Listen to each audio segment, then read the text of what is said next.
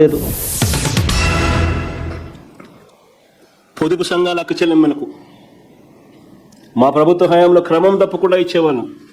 0 వడ్డీకి ప్రతి ఏప్రిల్ క్రమం తప్పకుండా బటన్ నొక్కేవాళ్ళం.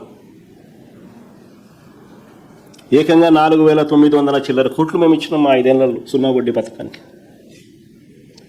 ఈరోజు ఈయన మేనిఫెస్టోలో ఏమో 3 లక్షల వడ్డీ లేని రుణాలను 10 లక్షలకు పెంచుతానన్నాడు.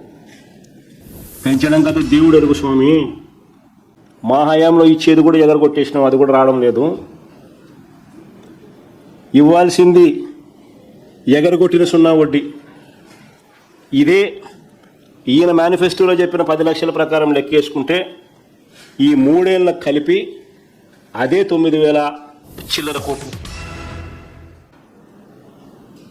మా హయాంలో 1000 కోట్లు అయ్యేది. ఈయన 10 లక్షలకు పెంచి నేను వడ్డీ లేని రుణాలు ఇస్తాను, 3 లక్షలే జగన్ చెప్పింది అని అన్నాడు. అంటే 1000 కాస్త 3,000 కోట్లు, 3,500 కోట్లు ఇంటూ 3 ఏళ్ళు అంటే 10,000 కోట్లు. ఈ 10,000 కోట్లు ఎప్పుడు ఇస్తున్నావు స్వామి? అక్క చెల్లెమ్మలు ఎదురు చూస్తూ ఉన్నారు. పొదుపు సంఘాల పరపతి తగ్గిపోయింది. పొదుపు సంఘానికి ఇచ్చే రుణాలు తగ్గిపోయినాయి. ఏకంగా 10,000 కోట్లు రుణాలు తగ్గాయి. బ్యాంకుల నుంచి వచ్చి తీసుకునే రుణాలు మొన్న లాస్ట్ బడ్జెట్ ప్రజెంటేషన్లో నేను ప్రజెంటేషన్లో చూపించిన 40,000 కోట్ల నుంచి ఏకంగా 30,000 కోట్లకు తగ్గిన పరిస్థితులు.